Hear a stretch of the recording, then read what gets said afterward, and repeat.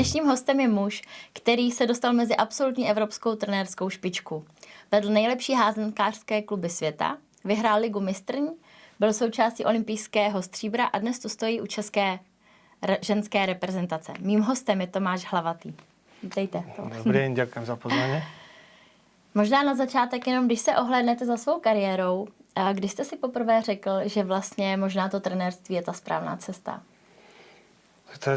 To je ťažko povedať, ale ja som začal ako tým, že som hrával hádzanú a tam v tom našom malom meste v Šali sme hrali v akcii druhú ligu, potom prvú ligu a ja som zistil, keď som vyšiel prvý rok na vysokú školu a rozhodol som sa, že proste musím ísť tou športovou cestou a vybral som si odbor trénerstvo. A si vtipné je to, že to bolo na začiatku kondičné trénerstvo a potom k tomu sa pridala tá hádzana.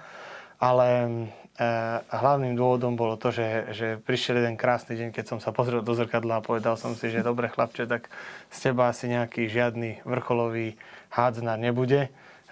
A je to jednoduché povedať, že na tom každý krídelníka dá do toho krídla a tým hráčom sa trošku menej venujú a od tej druhej, prvej ligy a najvyššej súťaže slovenskej tá cesta bola ako keby ďaleko na ten úplný vrchol a cítil som, že v tej trénerčine by sa to dalo a keď som začal ten prvý rok na tej vysokej škole, tak mi to fakt učarovalo, ako viesť ľudí a inšpirovať ľudí, tak ja si myslím, že tam sa to celé začalo, ale myslím si, že keby si ma vtedy opýta niekto, že dobre Tomáš, tak ako kam by si to chcel dotiahnuť, že som hovoril, že čo najvyššie, ale že by som povedal, že OK, o 20 rokov budeš tam a tam, tak by som sa asi zasmial tomu veľmi dobre.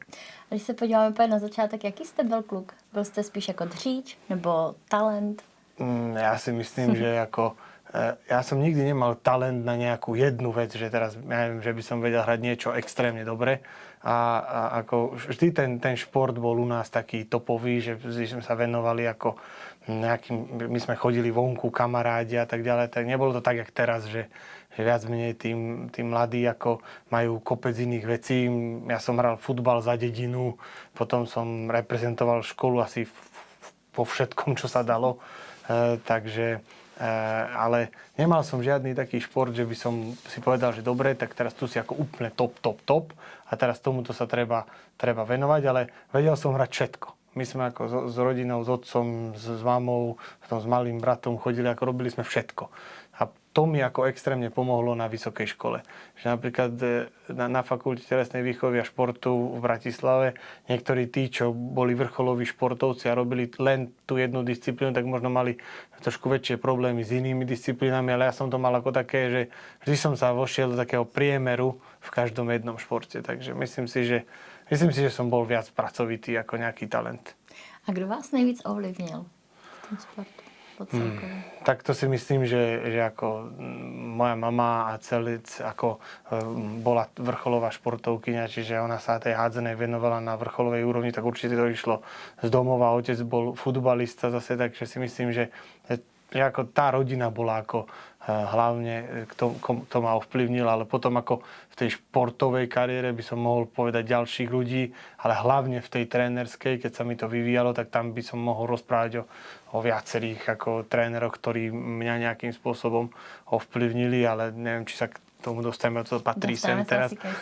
Ne, povídejte, jak chcete. No, takže si myslím, že ako tam určite treba spomenúť jedného človeka, ktorého ja si veľmi vážim v tej svojej trénerskej kariére a bol to jeden norský tréner, Karl-Erik Böhm sa volal, on bohužiaľ už nie je medzi nami, ale ja keď som trénoval na Slovensku, tak som chodil do svetových klubov na stáže. No a s tým človekom som sa stretol a to som si pozeral, že však s takýmito ľuďmi ja som ako v živote nespolupracoval.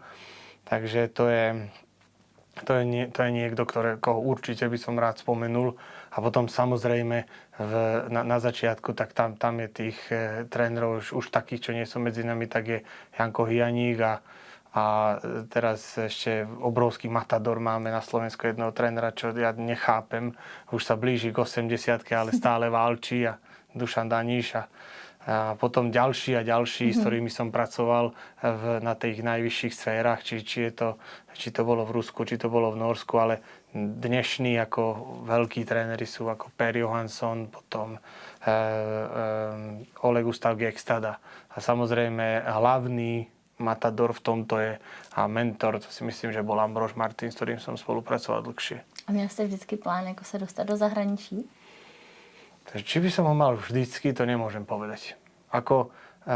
Ja som prakticky začal trénovať a začal som robiť mládež, potom sa dostal do dospelej kategórie a ono ako keby to prichádzalo tak samo. Ale samozrejme, že keď sa chcete, vždy sa pozeráte na ten prvý najbližší krok, ku ktorému sa môžete dostať. A to je napríklad, že trénoval som do Rastienky v Šali. A teraz Šala hrá finále s Michalovcami. A práve spomenutý Dušan Daniš bol hlavným trénerom tých Michaloviec. A teraz ja som tam sedel tak v hľadisku a hovorím si, že jaké by to bolo super, keby som mohol byť na tej lavičke tam. A tak potom prešlo pár rokov a ocitol som sa na tej lavičke v tých Michalovciach. No a potom sa dostanete na tú ako keby métu a začnete pozerať ďalej. Že máte nejakú stratégiu, že samozrejme každý tréner by chcel ísť na olympiádu alebo niečo také, ako to neverím, že nie sú ľudia, ktorí nechcú. Ale ja som ako keby tak išiel ako krok po kroku, že prišiel som k jednému bodu a otvoril som si okno k ďalšiemu. A hovorím si, dobre, tak teraz fajn, teraz čo treba, kde nájdem zase nejakú ďalšiu inšpiráciu.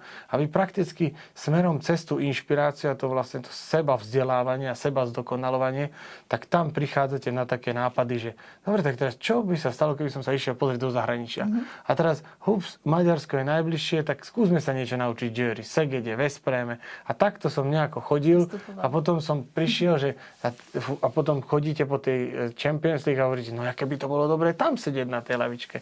A zase idete ďalej a ďalej takýmto spôsobom, ako by som povedal, že som sa posúval ja. A ve kterém momentu jste si třeba řekl, že ty patříte fakt mezi ty evropské špičky těch trenérů? Ešte taký moment neprišiel. No. Nie, lebo ja si myslím, že ako ja si môžem sám rozprávať, ale ja nepatrím k tým ľuďom, ktorí proste sami sa ohodnotia alebo povedia, že robia niečo zlé a dobre. Vždy ako tréner je hodnotený podľa výsledkov. Vždycky to tak bolo.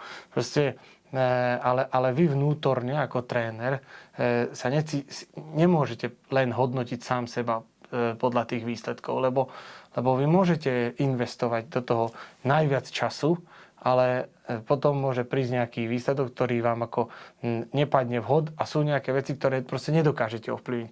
Ale to vedenie alebo niekto vás tak či tak môžu tak ohodnotiť. Čiže ja to mám tak nastavené, že jednoducho, keď pracujete s hráčkami, ja sa snažím, aby čo najviac hráčov, keď s nimi niekedy raz v živote skončíte, tak keď ich niekde stretnete, a taký dobrý príklad mám na to, že príde ako tramvaj a prídu 2 vagóny.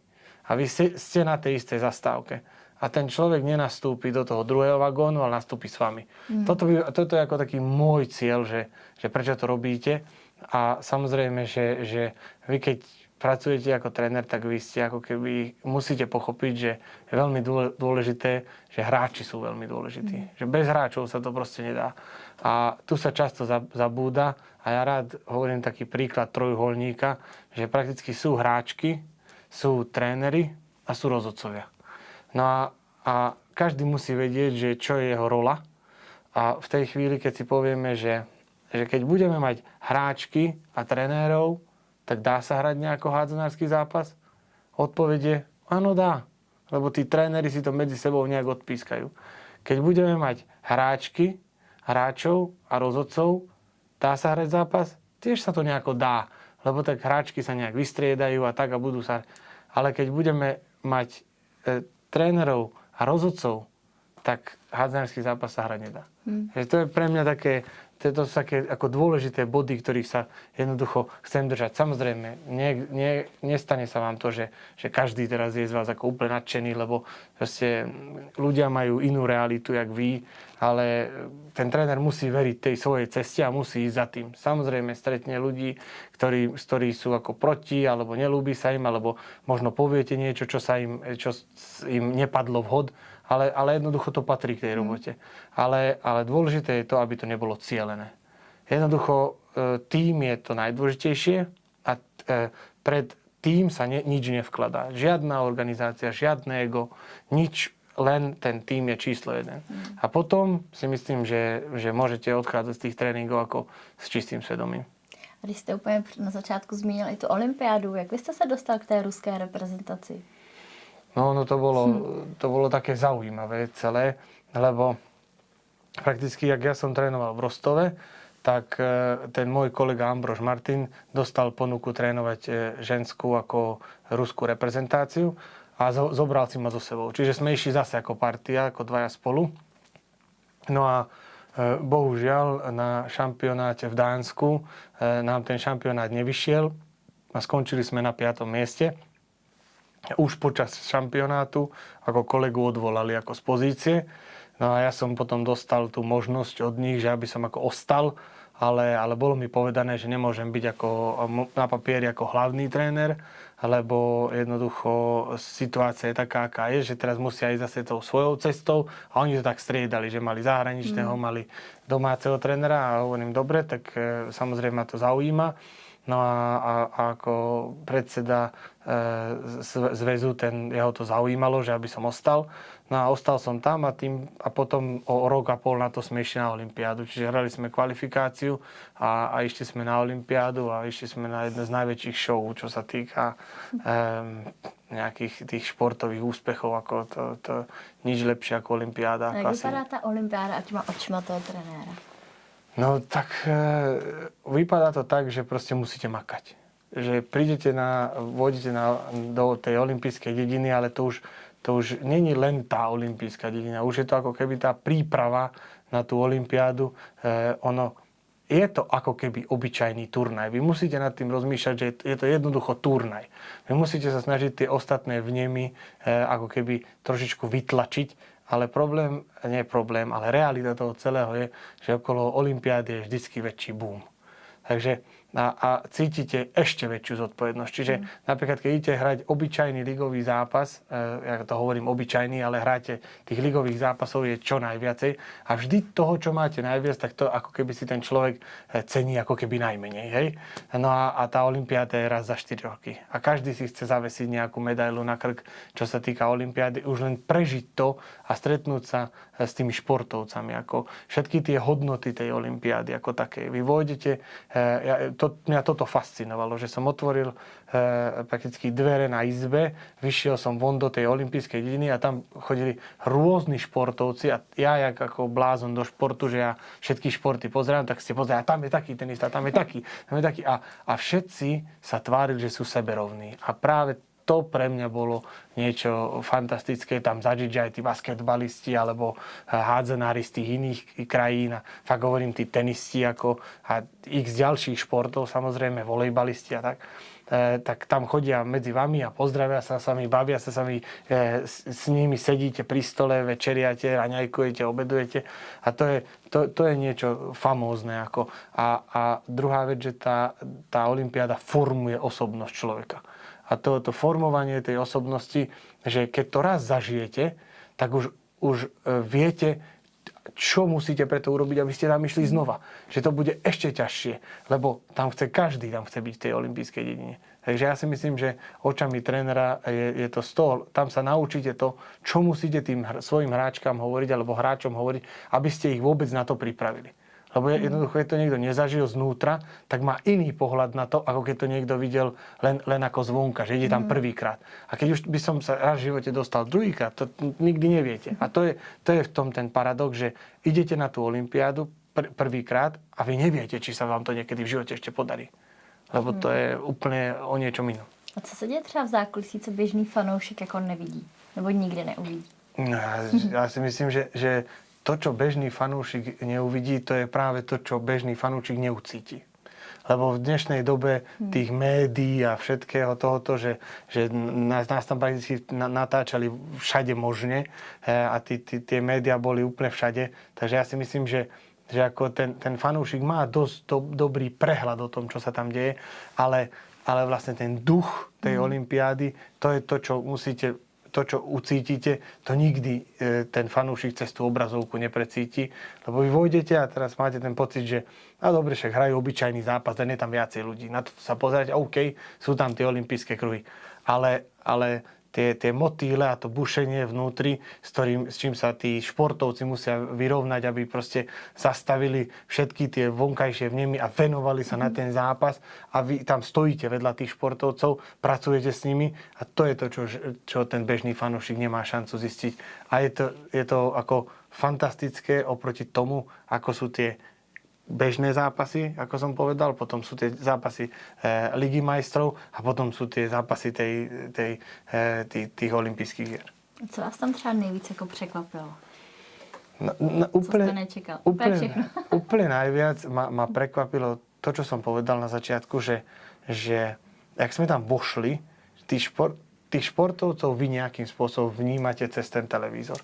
A v tej olympijskej dedine ako keby každý podpísal papier, budem sa chovať ako jednoduchý športovec. A to je to, čo mňa tam prekvapilo. Ja som mal ten pocit, že dobre, tak bodyguardi tam budú behať okolo Djokoviča, alebo neviem, proste neviete, no tak idete tam a netušíte. No a teraz Djokovič tam príklad chodil medzi nami a fotil sa tam s každým a sedel tam normálne. To mňa prekvapilo, že aj tí veľkí športovci týmto dávajú najavo to, že jednoducho sme normálni. A zvonka to môže vyzerať, že jak ťažké je sa k ním dostať. A tam to vyzeralo také, že chodíte okolo nich a oni vás považujú za takého istého ako oni. A takýto dojem som z toho mal. To bolo to, čo ma ako prekvapilo. No a samozrejme tá disciplína a zodpovednosť toho nášho tímu, že OK, sme tu na olympiáde, reprezentujeme tú vlajku, musíme niečo pre to urobiť, tak to sa ako zvyšuje. Ale my ako tréneri to nemôžeme takto síce povedať, lebo my chceme, aby tá zodpovednosť a tá disciplína bola na každom jednom tréningu, na každom jednom, ale jednoducho ono nejakým spôsobom tam je toho viacej. A pamatujete si okamžik, kdy ste si uvědomil, že už hrajete o tu olympijskou medaili? Či si to pamätám, nemám taký nejaký moment. Spal ste vôbec pred tým zápasem? Nie. Nespal som, lebo zaujímavé to bolo, že ja som mal kolegu, trénera a ja som prakticky pripravil videá a všetky tieto veci a on spal a my sme to pripravili, ráno sme si povedali čo a ako a išli sme, čiže nespal som, ale neviem prečo, možno to je taká zaujímavá otázka, že či som si to uvedomil, ale nemôžem povedať, že by bol nejaký moment, že teraz sa mi rostli asi kolená, že už sa hrá o medailu. No tak dôležité bolo prakticky najťažší zápas je prakticky to 8 finále. Lebo tam je ten zápas, že buď to je na každom turnaji, to je tam to buď otočíte smerom hore, alebo vás všetci zatratia. Je úplne jedno, čo sa deje v tej skupinovej fáze. Takže to je, ten zápas sme cítili že tam bol veľký tlak.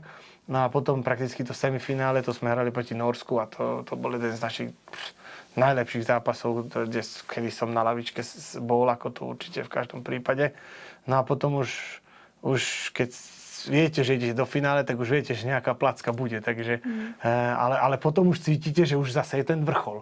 Tak je to ten ďalší moment. No. Co ty hráči vlastně, nebo ta psychika, viděl jste, že jsou třeba rozhozený, nervózní? Nebo uklidňoval jste je nějak?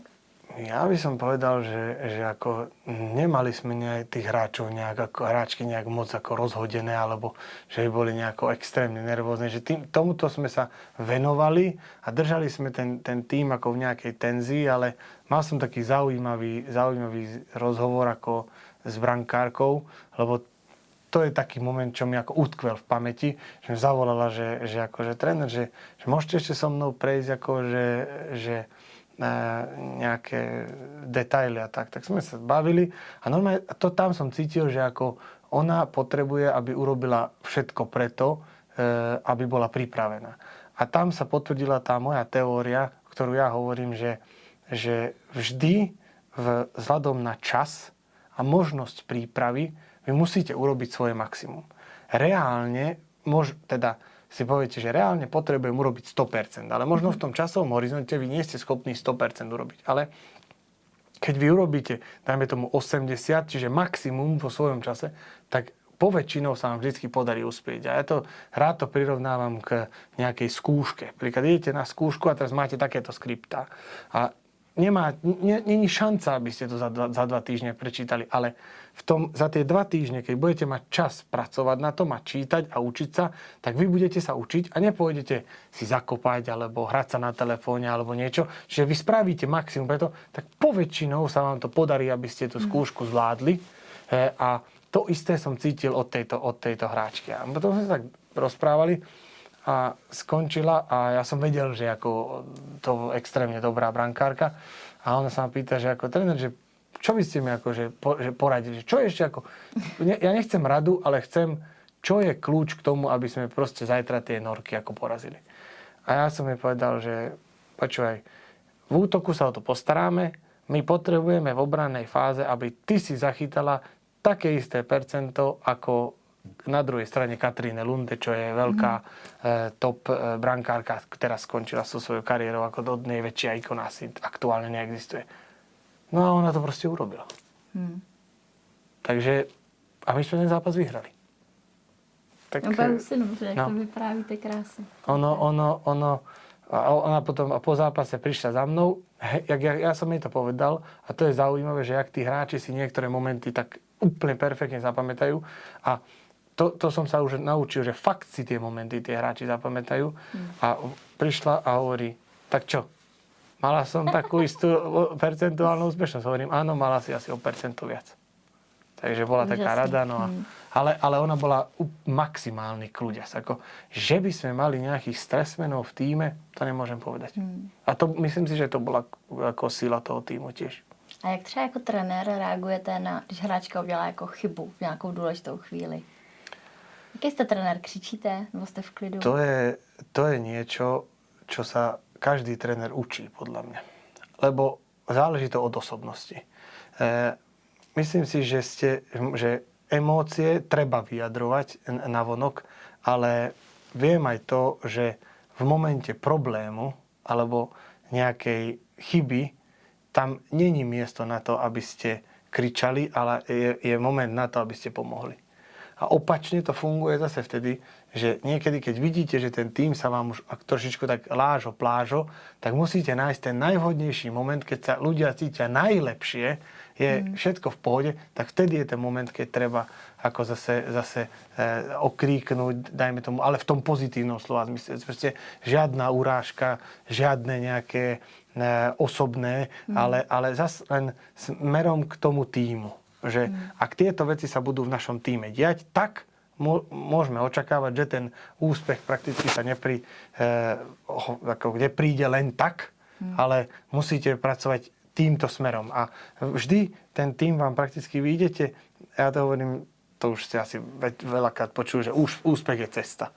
A vy idete nejakým spôsobom po tej ceste. No a tá cesta je klukatá, sú tam nejaké prekážky a tak ďalej. Ale sem tam niektorí tí hráči vám chcú ako zbehnúť z tej cesty, lebo to je normálne prirodzená vec, že či sú to športovci alebo nejakí zamestnanci, tak keď vás niekto drží v nejakom ako rámčeku, tak proste každý chce nie trošičku tuto a vy s tým musíte počítať, že to sa ako môže stať. Ale zase, keď je to už ako moc, tak treba ako keby vrátiť. A tam je veľmi dôležité, aby ste mali v tom týme nastavené nejaké hodnoty a nejaké isté vnútorné pravidlá, ale hovorím, vždy treba držať tú rovinu, lebo ako som povedal, hráči sú vždycky najdôležitejší. A treba udržať tú ľudskú rovinu, tú humánnu, lebo keď to prejde už ďalej, tak potom už sa prestrelí nejaká, jak by som povedal, línia a v tej chvíli už to robí nejakú neplechu v tom týme, už je to zbytočné a myslím si, že tréneri sú schopní vkladať, a to nie len tréneri, ale to sú všetci pracovníci v kluboch a keď je to väčšia organizácia, svojim rozprávaním a svojim, jak by som to povedal najjednoduchšie, svojimi falošnými nádejami sú schopní vkladať také malinké bomby do toho celého procesu a vy nikdy neviete, kde tá bomba buchne alebo našlapnete, lebo hráči sú vždycky takí, že oni chcú niečo dosiahnuť, veľa do toho investujú do toho veľa času, ono to bolí, lebo to bolí, proste trénovanie, to je vedomé týranie organizmu, jednoduché. A A vy prídete do momentu, keď jednoducho chcete urobiť maximum, a niekedy to nejde. Takže tam sú tie momenty, ktoré si treba uvedomovať, ale vždy na úrovni tej humánnosti, si myslím. Co je nejtěžší na tom vedení těch lidí? Realita tých ľudí. Myslím si, že toto je ako veľmi ťažký moment, že vždy sa treba snažiť vžiť do tej reality toho hráča, že ako to ten hráč vníma tú situáciu, že ako dôležité to je pre ňoho, lebo pre vás, ako pre trénera, častokrát mám pocit aj ja, že hráčky si myslia, že ja nechcem vyhrať. No ale veľakrát ten tréner je ten prvý, čo chce vyhrať, ako najviac na svete. Ale jednoducho, ja si myslím, že najťažšie je vždy sa vcítiť do tej reality, lebo keď si to spojíte, tak príklad máte 16 hráčok, môžete dať na súpisku, máte 20 hráčok v tíme a teraz máte 20 rôznych charakterov, 20 rôznych realít a 20 rôznych vnímaní. A keď toto všetko znásobíte, že ešte oni medzi sebou, tak aký počet tam toho je? No a v tej chvíli je dôležité za mňa počúvať. Tých hráčov treba počúvať. Nehovorím, že sa musíte s nimi baviť každý deň, lebo medzi počúvaním a aby to prerástlo, zase tam je veľmi tenká hranica. Čiže, ale určite si treba uvedomiť ako tréner, keď tam stojíte, tak ja to tvrdím a už viacej trénerov to potvrdilo, už aj svetovo to povedali, že najhoršie miesto pozerania hádzanárskeho zápasu je odkiaľ? No je z lavičky. No ja tam stojím na úrovni tých hráčok a pozerám sa takto na ne, že ako hrajú. A v tej hre samotnej sú absolútne malé nuancy, tam krok niekedy rozhoduje. A preto niekedy tí hráči môžu prísť nejakými dobrými nápadmi a s dobrým ako keby malinkým detailom, ktorý môže ten zápas celý ovplyvniť. A potom to je, čo sa týka tej hádzanárskej sféry, a potom je tá ich životná, osobná sféra, lebo my všetci sme ovplyvnení, tak jak ja som ovplyvnený tým, ako som vyrástol, z akého prostredia prichádzam, jaká je moja realita, a takisto sú aj tí hráči ovplyvnení. A tie hráčky, ktoré pracovali zatiaľ len v českom prostredí, majú inú skúsenosť, ako ktoré pracovali už v tom svetovom ponímaní hádzanej. Čiže tieto veci sú podľa môjho názoru ako kľúčové k tomu, aby sa vám ako lídrovi podarilo nejakým spôsobom, ako som hovoril, po tej ceste viesť ten tím. Lebo to je niečo, s čím sa ja stretávam, a veľakrát idete domov po tréningu a poviete si, tak tento tréning nebol najlepší na svete, a možno len vy odchádzate s takýmto vedomím. Možno tí hráči odchádzajú s úplne niečím iným. Lebo vy tam idete s predstavou, že teraz to musí proste lítať, musí to byť top. A vo vašej hlave to tak nebolo. A tie hráčky majú možno iný názor. Ale moja úloha je tá, aby tie hráčky tiež chodili na tréning, aby pracovali tak, že aby z toho dostali vždy maximum. Ale treba si uvedomiť, že byť na tope v kolektívnom športe 10 mesiacov je asi to najťažšie, čo môže byť. Lebo tam potrebujeme mať 16 hráčov na tope a preto si treba vždy pozrieť, že v jakej fáze sezóny sa nachádzate, čo vás čaká a odkiaľ idete. A keď pracujete na top úrovni, tak sa treba venovať aj tomu, že vy pracujete s tými najlepšími. Oni odídu do reprezentácie, tam odtlkajú tých najlepších, v Lige majstrov odtlkajú tých najlepších a tie hráčky v prípade, aj keď majú olympiádu, tak je tu 12 mesiacov v kuse.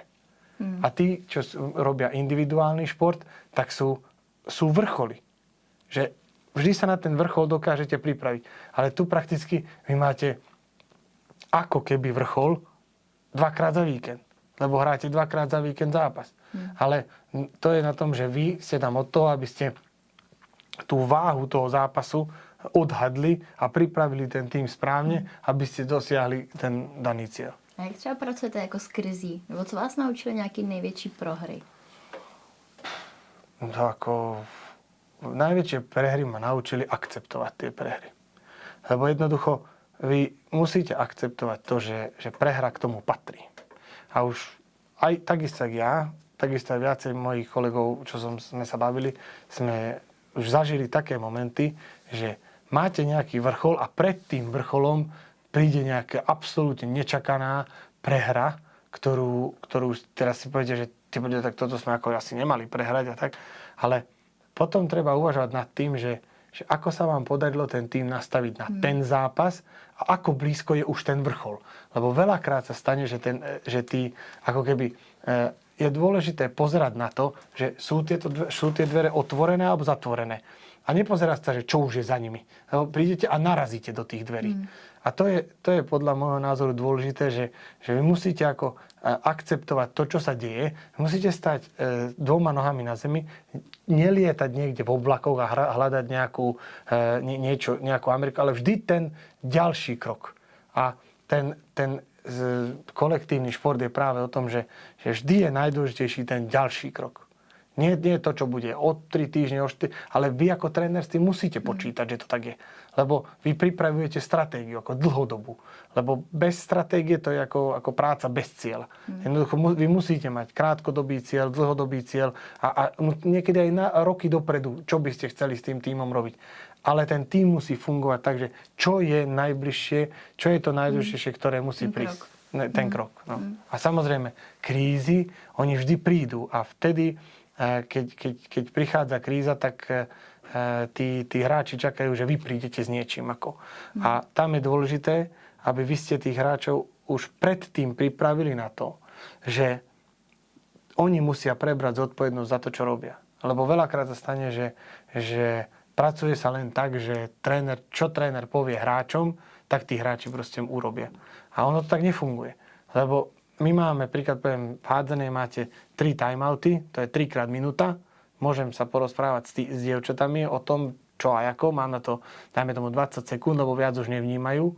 A potom, keď vy nepripravíte ten tým na to, že oni musia preberať zodpovednosť za to, čo robia na tom ihrisku a správne sú rozhodení tí ihriskoví a šatňoví lídri, tak potom ten tým ako nebude fungovať, lebo oni všetci sa budú točiť a pozerať, čo máme robiť, kde tam tréner. A vy už nemáte šancu. Takže dôležité je to, aby vy ste predtým od začiatku pracovali na tom, že aby tie hráčky boli schopné prebrať zodpovednosť v daných okamihoch. A ako kríza ako taká, čo to v podstate znamená? Znamená to 2 prehraté zápasy, 3 prehraté zápasy, alebo 1 zbabraný tréning, 2 zbabrané tréningy. Čiže musíte pozerať na tú realitu ako takú. A potom sa z tej kritické situácie prostě ľahšie dostanete. A jakou třeba největší chybu podle vás trenéři dělají, nebo poví hráči, nebo jak si jakoby pohrajou s tou psychikou? No, tak ja si myslím, že... Při práci s tou hlavou. Že jaká je najväčšia chyba, tak ja si myslím, že my tréneri deláme ako veľmi veľa chýb, ako určite. A druhá vec je, čo je to chyba. Že je chyba ako chyba. Lebo my ako tréneri, ja verím tomu, že každý jeden tréner v danom okamihu, keď sa musí rozhodnúť, to myslí podľa najlepšieho vedomia a svedomia. Lenže je rozdiel, že keď potom vôjdete niekde domov alebo niekde si sadnete a začnete sa baviť s kolegami a zistíte, že to nebolo najlepšie rozhodnutie. A veľakrát nám, trénerom, ako podľa mňa ego nedovoluje to si to priznať. A bojíme sa, že čo sa stane s našim rešpektom, keď teraz prídeme a pred tým tímom jednoducho priznáme, že OK, toto striedanie, dajme tomu, alebo niečo nebolo najlepšie, alebo túto kombináciu môžeme hrať inak, alebo tak. A myslím si, že veľa trénerov to berie tak, že tak a teraz, keď ja to poviem, tak ten tým stratím rešpekt alebo niečo. Ja si myslím, že je to opačne. Myslím si, že potom ten tým si vás bude ešte viacej vážiť, že keď si priznáte nejakú svoje nesprávne rozhodnutie, ktoré sa, tá správnosť alebo nesprávnosť sa vždy určí až potom, ako to rozhodnutie padne. Čiže v momente rozhodnutia ja verím tomu, že tréneri takto pozerajú. Ale potom je tá sebareflexia a pozrite sa do zrkadla, že vy ako líder nič nestratíte, keď tým hráčom poviete. Samozrejme nie vždy, ale v tých nejakých takých momentoch, a to je už ja to hovorím, že to musíte niekde tuto cítiť, že či je ten moment tomu ísť do toho, alebo do toho neísť. Ako, ja si myslím, že to je niečo také, čo by som mohol spomenúť. Určite toho je viac, ale momentálne toto ma tak napadlo. Ale většinou vlastně dobu pracujete jenom se ženami, že jo? V čem jsou jakoby jiné než ty muži? Jsou třeba odolnější psychicky nebo ne? Tak ako, ja to... Aj sa trošku zasmejeme teraz. Ja ťažko viem povedať, že v čom sú iné. Lebo prakticky ja viem hodnotiť ako seba, ako ja reagujem, ale už ja mám nejaké mechanizmy naučené, lebo tými skúsenostiami sa naučíte nejaké mechanizmy a fungujete. S mužským kolektívom som ako nikdy nepracoval, ale ja by som to porovnal, ja to volám ako, že syndrom, taký, nazývam to dúha, lebo tá je takáto. A chlapi, verím tomu, že to tak je, že keď niečo sa stane na tréningu, tak si ako skočia do vlasov, teraz si vynádajú alebo niečo, ale potom z tréningu si dajú pivo, takto si klep a povedia, že OK, zabudnuté. A je to fakt zabudnuté, že prídu a pracujú. Toto ale potvrdili mi to viacerí mužskí tréneri hádzaní, lebo ja som sa schválne na to pýtal. A potom príde moment, keď je to s tými babami, je to také, že ja si myslím, že vy ženy ste ako... Každá žena má oveľa lepšiu dlhodobú pamäť ako chlap. To neviem, čo to, jak je to možné, alebo my sme takí, že my viacej ako neriešime, zabúdame a tak ďalej. A preto to volám, že dúha, lebo to je ako takto, že odtiaľ toto ide sem. A vy, keď sa nejaká situácia stane v ženskom kolektíve, a vy to idete riešiť, a teraz vy ste ten kľúčový, tak poviete to tej hráčke. Ale myslím si, že to aj medzi tými dievčatami. A porozprávate sa s ním. Dobre, takto by sme to chceli a tak ďalej, a tak ďalej. Je to čisté? Áno, tréner, všetko hotovo, skončené, čisté, bla, bla, bla. Všetko povedané, skončené. Ideme trénovať a o 10 rokov sa niekde stretneme, alebo náhodou sa vám stane, že tú hráčku dostanete znova. A teraz, ale niečo urobiť, ale tréner v 93. ste hovorili, že a pum, sa to okamžite takto vráti sem. Čiže je veľmi dôležité, že ako s dievčatami komunikujete.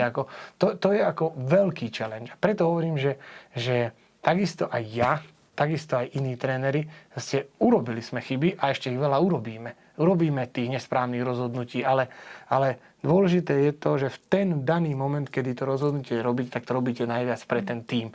A ono, samozrejme, tie dievčatá to ako niekedy ako ťažšie znesú, pochopia, ale vždy je dôležité k tým hráčkam sa baviť priamo. Že keď sa niečo vám ako ľúbi, nelúbi, tak to treba jednoducho povedať. Možno ten moment, kedy s tými hráčmi sa bavíte a hovoríte im to, tak je vám nepríjemný a viete, že aj tej hráčke je nepríjemný. Ale ja už som sa stretol s prípadmi, že o týždeň sa to úplne zmení. A môže to ísť len tým pozitívnym smerom. Ale vy keď to budete dusiť, držať a niečo tam stále tak to bude, ono to rastie a príde nejaký moment, kedy to prakticky buchne a vy budete z toho prekvapení, že čo sa stalo. Takže týmto spôsobom ako priamou komunikáciou si myslím, že môžete získať veľa. Lenže častokrát hovorím, že komunikácia to není to isté. Lebo je to základ, ako hovoríte určite, ale... Každý to taky vnímá a slyší inak, že kolikrát. Presne tak. A to je tá realita toho celého. Lebo čo je vlastne... Ja som už bol v momente, kedy som slovo komunikácia, už som hovoril, že keď ešte raz mi niekto povie, že komunikácia, tak už normálne vypením. A o čom to vlastne je? To vymieňanie si daných informácií. A to je prakticky flow tých informácií, ale je tam taký moment, ktorý sa podľa mňa podceňuje a som sa to tiež skúsenosťami naučil, že komunikáciu musíme sledovať v tom, že je jednostranná a obojstranná komunikácia. Lebo ja ako tréner som tam od toho, aby som čo najviac komunikoval. Áno, pracujem na tom. Ale potrebujem mať lojalitu a ako keby od tých hráčov pochopenie, že nie som schopný komunikovať každý deň so 16. A možno sú nejaké veci, ktoré tie hráčky vidia, chcú povedať, alebo majú pocit, a ja tú realitu nevidím, a nemajú mi to ako povedať. Tak preto je dôležité, aby sa ten tím vyzýval k obojstrannej komunikácii, že aj tí hráči povedia ako tomu trénerovi. Ja mám ako jasnú skúsenosť s týmto, že vždy som bol ten, ktorý rozprával a stále som sa snažil ako ale už sa mi tak tento hráč povedal niečo tamto a nevedel som o tom. Tak som začal pracovať na tom, že som vytváral sloty pre týmy, že to je dobré, tak ja neviem, útorok od 2. do 3. som v hale a kto chce bez prihlásenia, môže prísť za mnou. Alebo poviem hráčkam, po tréningu, keď máte nejaké otázky, vždycky sa zastavte. A to je teraz, môžem povedať, 4-5 rokov, keď to takto už ako sa snažím robiť a dozvedám sa dôležité informácie, ktoré som predtým nevedel.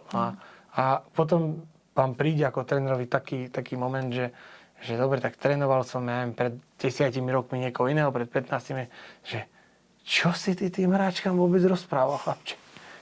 Čo si robil? Čiže preto hovorím, že je ťažko povedať to, že patríte medzi najlepších, nepatríte medzi najlepších. Ako seba človek hodnotí, vy musíte pracovať dennodenne na sebe. A to je kľúčom ku všetkému, lebo my tréneri, my sme v tom vlaku, idú tí hráči. Lebo tí hráči sa tam menia, ale my musíme furt bežať za tým vlakom. A jednoducho, keď zastavíme, tak ten vlak nám uteče a príde kultúra hráčov, zmení sa generácia, zmení sa spôsob trénovania a vy ste skončili. A vy keď sa zaseknete v niečom, tak áno, samozrejme, keď ste na top úrovni, tak môžete ešte fungovať z nejakého, jak by som to povedal, hľadiska, keď prídete a teraz pracujete ako keby zo zotrvačnosti. Čo ste sa naučili, tak pokiaľ to není fádne, tak to robíte a tak ďalej. Ale prestanete vnímať tú generáciu ako takú, je koniec.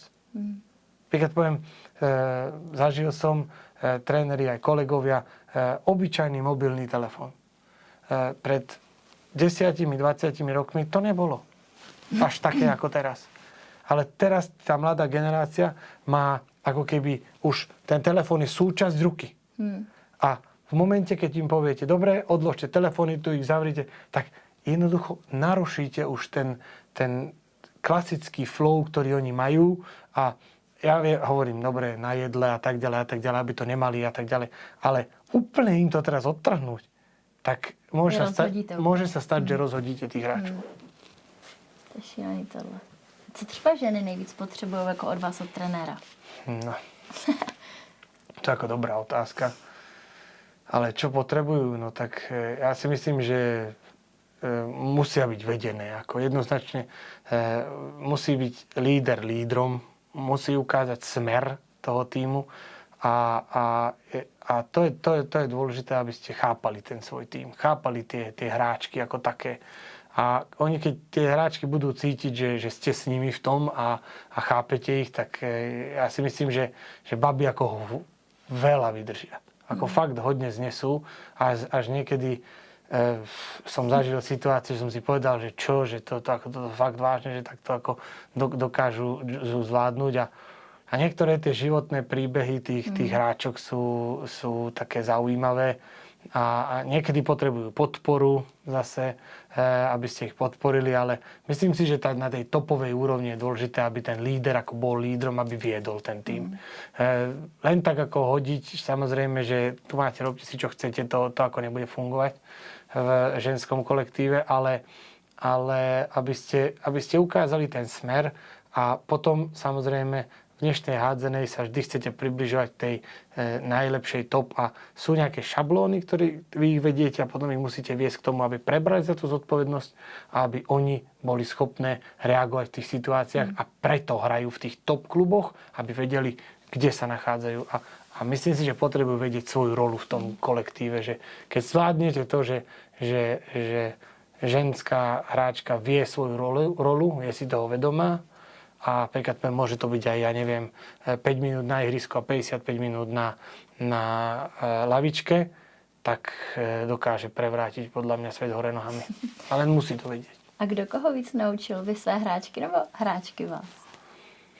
Tak A co vás naučili? ja si myslím, že ako hráčky mňa naučili ako určite viacej ako ja ich, lebo sa mi v tej mojej kariére sa mi otočilo viacej hráčov. Čiže, ale tí hráči ako takí, keď som sa začal už úplne s tými top stretávať, tak vás veľa naučí to, že začnete ich vnímať. A pochopíte, ako fungujú. To je to, čo si myslím, že za tých, sa to volá, že skúsenosti, každý to považuje, že skúsenosti, ale skúsenosti nie sú o tom, že sa naučíte nejaké cvičenie, alebo naučíte sa nejakú obranu, alebo nejaké tieto ako technické, taktické veci, ale skúsenosti sú v tom tie, že začínate vnímať to, jak sa tie hráčky dokážu dostať čo najďalej. A veľakrát prišli za mnou hráčky a povedali mi, toto si trošku tak, alebo tak, ale vy musíte mať tú svoju líderskú šablónu, musíte si to vypočuť a oni dennodenne vás ten tým niečo naučí. Ako dennodenne vás tým niečo učí a vy sa učíte hlavne o tom týme, o tom človeku, o tej danej situácii.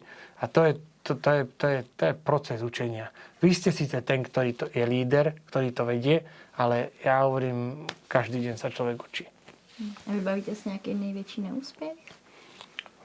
Třeba profesní neúspěch.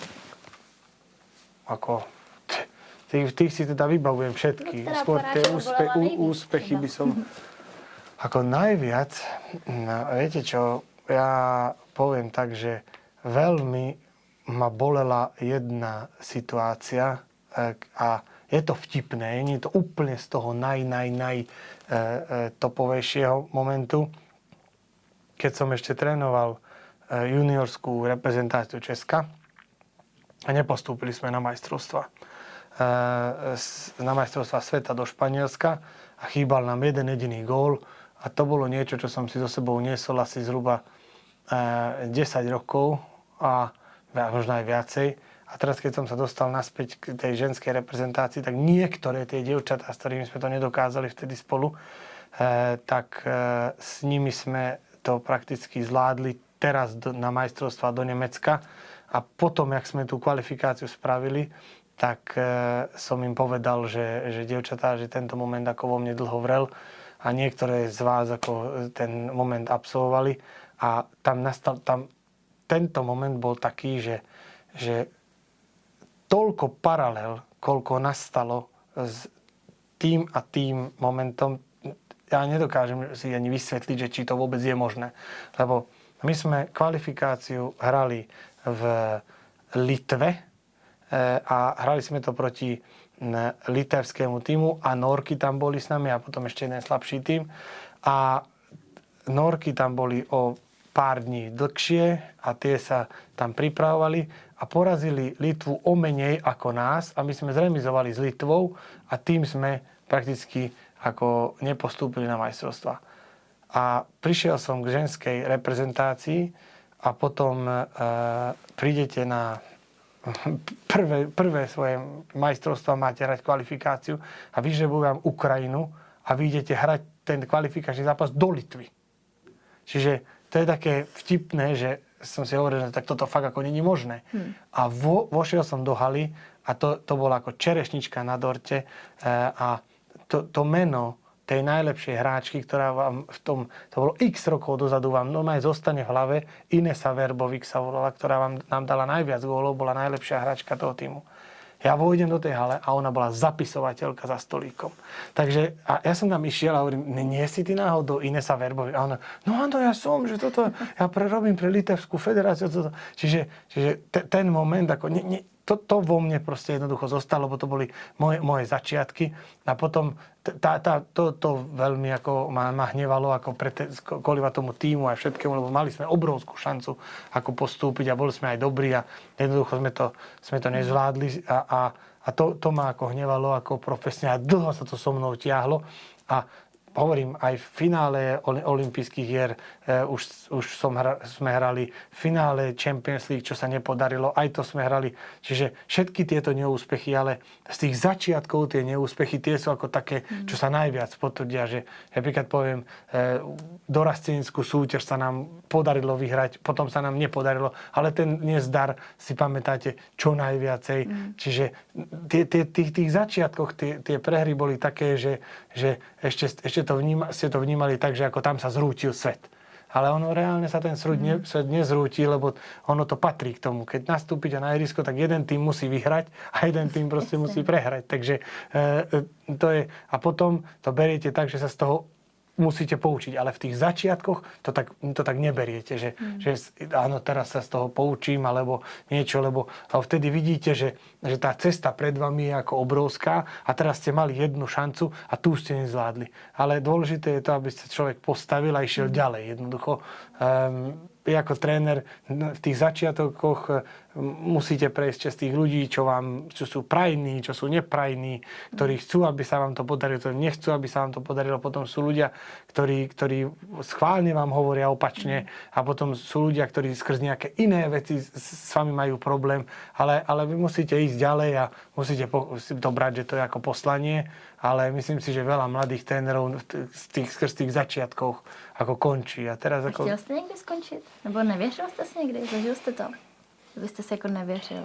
Že by som si to, že by som si neveril, to nemôžem povedať, ale ako skončiť, neviem, zažil som 2 bankroty ako tímov, ale vždy som sa na to pozeral ako pozitívne, že každá nejaká tá negatívna skúsenosť bola pozitívna. Čiže jak aj vo Viperse sme fungovali normálne a ten klub ako nakoniec bankrotoval, tak veľa svetových médií a rôzne sa pýtali že katastrofa, že toto a tamto. A ja pozitívne. Vždycky pozitívne, lebo každý ten negatívny moment vám niečo vloží do toho vášho ruksaku tých skúseností.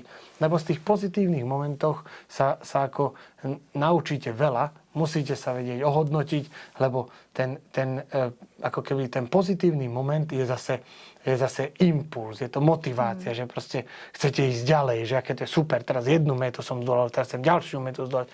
A ten negatívny moment je ten, z ktorého sa zase najviac naučíte. Je to bohužiaľ, je to tak povedané a ako asi góly také, kde príklad poviem, zápas sa stal, že príklad hrali sme zápas a vystriedal som, zobral som ako bezbrankár, raz sme hrali, zobral som timeout, vysvetlil som, čo máme hrať, dostali sme gól do prázdnej brány. No to sú také veci, ktoré vám zostanú v hlave, ale nejaký víťazný gól v Champions League alebo jak semifinále olympijských hier, kto dal ten víťazný gól, to si človek to vám aj neviem povedať, že kto, ale napríklad v tomto jednom konkrétnom zápase, keď sme toto urobili, tak tú situáciu vám detailne popíšem, ešte aj nakreslím a keď si to spätne na videu pozrieme, tak odchýlka bude 1%. Takže jednoducho to tak je a s tým sa my musíme tréneri naučiť, ako pracovať a myslím si, že to je vaša úloha teraz. Preto si myslím, že to je práca tých mentálnych trénerov, že jednoducho hodiť tých ľudí do toho, aby sa vedeli sami ohodnotiť. Takže lenže to je ako asi to najťažšie. No. Tak, ale hovorím, ja vždy mám ten názor, že je to dôležitá súčasť, ten mentálny tréning, ale vždy si treba uvedomiť, že čo patrí k tomu športu. Že štruktúra športového výkonu je postavená od toho, že musíte byť dobre pripravení ako atlét. A potom, keď sú dvaja dobre pripravení atléti, tak potom rozhodujú tie nuancy. Ale tělo víc má dělat, že jo? To je naučený, ale prostě ta hlava pak jako rozhoduje. No. Presne tak. A netreba sklzať v roviny, že niekto si myslí, že teraz stráví hodiny u mentálneho tréningu miesto hodín v posilovni, tak to bohužiaľ to funguje úplne opačne. Ale to je tá čerešnička na dorte, že vždy sa ten šport niekam posúva, vždy sa posúvame dopredu, vždy sa potrebujeme učiť a vždy sa bude rozvíjať nejako. A teraz prichádza tento ako keby model alebo momentum do toho rozvoja tej výkonnosti tých športovcov, ale nesmiete podceňovať všetko to ostatné. Lebo z krajín, odkiaľ to prichádza, napríklad poviem, my sa učíme od zahraničných krajín, prichádzajú nové veci. Od nich to prichádza preto, lebo oni ten spodok majú zvládnutý. Čiže my musíme stále ten basic, pracovať na tom basicu, staviať ten dom jeden po druhom a potom prísť s týmito vecami, lebo tie sú dôležité. A to potom rozhodne, lebo dostať sa tam, aby ste hrali v finále ligy, kde je 22-22, tak sa tam nedostanete preto, lebo ste mentálne silní. Dostanete sa tam preto, lebo ste veľmi dobre pripravený športovec a potom to vyhráte preto, lebo ste pracovali aj so svojou hlavou a mentálne ste sa dobre na to pripravili. Čiže ja si myslím, že toto je tá hierarchia teraz. Len my veľakrát sklzame do toho, že tak oni robia toto, tak poďme sa venovať. A už teraz, keď som to spravila, tak už je to dobre. Nie, není to dobre. A teď vlastně aktuálně máte českou reprezentaci. A co vás přesvědčilo jako trénovat českou reprezentaci? Přijmout tu nabídku? Myslím si, že ma presvedčilo, nie že by presvedčilo, ale to bolo také moje vnútorné presvedčenie, že ja som ako keby, ja berem Českú republiku, že tu som ako keby začínal. A dostal som tu možnosť trénovať Sláviu Praha, a kde s Richardom Tomanom a s vedením do dneska perfektné vzťahy. A potom aj to, že moje dievčatá z juniorskej kategórie boli v tom tíme, tak mi zavolali a začali sme sa o tom nejakým spôsobom baviť a vnútorne som cítil, že pobehal som prakticky celý ako pol sveta. Hovorím, teraz je momentum pokúsiť sa niečo vrátiť tej krajine, kde som začínal. Takže preto som sa rozhodol, že ako tú ponuku príjmem a samozrejme, že pretože som tam mal dievčatá, ktoré som veľmi dobre poznal a myslel som si a verím tomu, že im mám čo dať. Takže že ako to bolo preto. A ja mám ako toto české prostredie veľmi rád a rád sa sem vždy vraciam a hovorím, mám tam veľa dobrých kamarátov a super ľudí, s ktorými sa dá spolupracovať, len po tom roku a pol ma trošku mrzí, že je to viac o rozprávaní ako o pracovaní a trošku tam chýba tá spolupráca, že je nás 5,5 a ľudia proste niekedy len to svoje a podobne, ale ja som to tak bral, že je to ako nešťastná vec, ale není, lebo ako sme sa na začiatku bavili, že treba pochopiť realitu hráčov, treba pochopiť realitu aj tých klubov. A ja som tie kluby všetky prechodil, bavím sa s tými ľuďmi a oni tiež to robia na 100%. Čiže netreba to brať tak, že by teraz ako nechceli alebo niečo robili naschvál, alebo tak, ale tak, jak pre mňa je top česká ženská reprezentácia, ten môj tým, v ktorom ja pracujem, tak, jak je pre mňa top Champions League, ten tým, v ktorom teraz budem pracovať, tak takisto aj nejaký druholigový tým je, kde sú ľudia, ktorí pracujú, alebo ligové týmy, ktorí dennodenne žijú s tými týmami, tak pre nich je toto top. Takže niekedy si myslím, že treba sa odosobniť od toho a pochopiť tú realitu tých jedných aj druhých a nejakým spôsobom ako sa snažiť to spojiť a nie rozdeľovať a ukazovať, že ten neurobil toto alebo tamten neurobil toto. Takže to je asi niečo, o čo sa snažím. Neviem, či sa mi to úplne darí, ale... A jaký je váš sen s českou jako repre? Nebo být třeba do 3 let někde? No, tak ako určite tajný sen je samozrejme úplne jasný. To nebudeme vyslovať, lebo ja nerád to hovorím dopredu.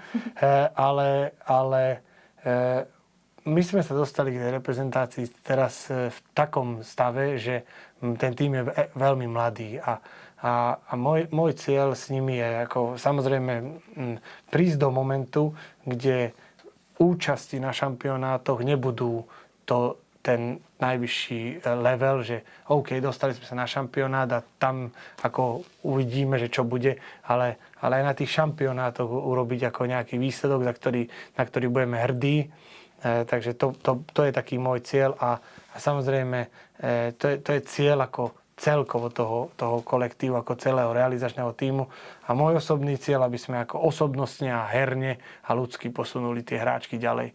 Aby pochopili, že keď sa chcú dostať do zahraničia, čo to znamená. A keď sa dostanú do zahraničia, tak čo reálne zahraničie je. Že to není len prejsť za hranicu a už som v zahraničí. Ale aj tam existujú nejaké levely, takže otvoriť im v tomto oči a aby si každý jeden hráč, a či tréner, či funkcionár vážili to, odkiaľ vyšli, lebo aj tie naše kluby české sú ako veľmi dôležité, lebo niekde musíte začať a ten začiatok je vždycky veľmi dôležitý. Takže to je jeden môj cieľ ako taký a druhý cieľ by bol ten, že v tom českom prostredí tak dodať k tomu tú vážnosť tých klubov, aby sme všetci pochopili, že bez tých klubov to jednoducho nejde v reprezentácii a aby aj tie kluby boli k nám trošku tolerantní, že niekedy možno nerobíme úplne všetko tak, jak by oni chceli, ale chceme, ale vieme, že sú videní a vieme, že sú dôležití. A co českým hráčkám třeba jako chybí? Čo im ako chýba, tak V tom porovnání, kde jste vlastně byl všude. To je ťažké povedať, lebo je veľmi jednoduché povedať, že hráčka, ako príklad poviem, má slabšiu kondíciu alebo nejaké technické alebo taktické znalosti sú ako na inej úrovni, ale vyplýva to z toho, že v jakom prostredí vyrastali. A v jakom prostredí súťažia. Tak je veľmi ťažké porovnávať dievčatá, ktoré hrajú, príklad poviem, streda, sobota a hrajú Ligu majstrov, a ako keď niektoré dievčatá hrajú len našu MOL ligu. Ja hovorím len, ale u nás je to proste maximum. Ale už dlhodobo nám ukazuje to, že keď chceme súťažiť v európskych pohároch, tak v európskych pohároch sa nevieme predsadiť. Takže asi evidentne tá naša liga je slabšia a to je prakticky to, čo by sme sa my mali snažiť, že aby naša liga bola silnejšia, aby tie týmy hrali viacej ako v tých pohároch a aby sa tým hráčkam otvárali oči. A čo si myslím, že je moment, ktoré tie hráčky môžu robiť sami, je ten osobnostný rast samostatný. To znamená, že vždy sa dá robiť naviac. Ale musí to byť sklbené s tým samotným klubom. Takže ja si myslím, že toto je niečo, čo ako keby chýba, respektíve nechýba, ale to sú normálne merateľné veci, ktoré môžete povedať, že prečo ste slabší. A tie dievčatá to vedia. Takže teraz my sa musíme snažiť im ukázať čo najlepšiu cestu k tomu, aby sa zlepšovali, najlepšiu cestu v komunikácii smerom k tým klubom, aby sme fungovali dopredu, ale zase musíme akceptovať to, že každý človek, ktorý v tom klube pracuje, tak ja verím tomu, že robí to podľa svojho najlepšieho vedomia a svedomia. To proste, ja neverím tomu, že ľudia pracujú tu v českých kluboch a robia to lážo plážo. Môže to niekedy navonok tak pôsobiť, ale ja neverím, že to tak reálne je. A jaké vlastnosti musí mít hráčka, aby si získala vaši důvěru? Zodpovednosť a disciplína. Ja tieto dve veci jednoducho stále opakujem, že či hráčka, či tým, zodpovednosť a disciplína. A musí chcieť pracovať, lebo u nás sa to hovorí, bez práce nie sú koláče a nikto, kto ako tvrdo nepracoval, ešte nikdy nič nedosiahol. A kdybyste si přál jednu věc pro českou házenou, co by to bylo? Jednu vec pre českú hádzenú. Ja by som si prijal, aby nás čo najviac fanúšikov podporovalo, lebo fanúšikovia sú dôležití a aby chodili aby sme ich pritiahli a aby sa naši fanúšikovia odchádzali s dobrým pocitom z našich zápasov. No a samozrejme vždy je to o tom, že ako je ekonomický svet podporovaný, takže veľa síl by som prijal všetkým činovníkom svazu, aby sa im podarilo čo najviac prostriedkov získať, lebo bohužiaľ tá ekonomika svazu to vždycky determinuje. A na začátku jsme se bavili ještě trošku o soukromí. Jsou nějaké životní okamžiky, které jste jako během té kariéry jako nestihl, nebo musel jste opravdu hodně jako obětovat? Nebo je těžší být tím trenérem nebo partnerem jako člověka, který ten vrcholový sport takhle jako žije? Tak ja si myslím, že asi je ťažšie byť partnerom. To si určite myslím, lebo keď robíte takto ako vrcholový šport, tak jednoducho vy musíte byť jak kôň. Vy proste tie klapky mať musíte. Hej? ale ja nemôžem povedať, že by som sa ako nejak v nejakej svojej životnej etape asi nejako obmedzoval. My sme vždy doma s priateľkou mali nejaký plán, čo by sme chceli, tak teraz nejak na tom pracujeme, takže vždy sme sa niekam posúvali, že by som ako úplne cítil, že som niečo vynechal. Ja si myslím, že ten šport ako mne dal hodne a ja ako pracujem v sfére, ktorú mám rád. Proste moje hobby je mojou prácou a to je, myslím si, že som jeden zo šťastlivcov, ktorí túto možnosť majú a verím tomu a prijal by som to každému. Len viem, že to tak nie je u každého, ale toto by som asi každému prijal. A ještě třeba na závěr, když stojíte jakoby před týmem, před tím důležitým zápasem, co je ta jedna věta, kterou vy jim jako povíte?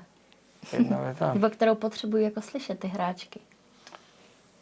Je to rôzne, že čo potrebujú počuť, ale ja im vždy hovorím, že nezabudnú na zodpovednosť a na disciplínu a nech si ten zápas hlavne užijú.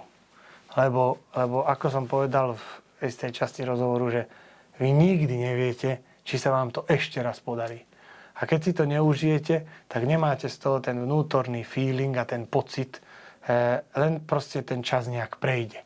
A vy potrebujete tú emóciu z toho.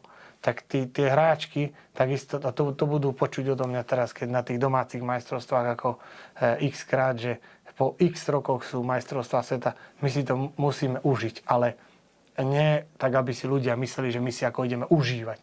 To vôbec nie. Zodpovednosť, disciplína sú prvé dve veci a potom si to musíme užiť.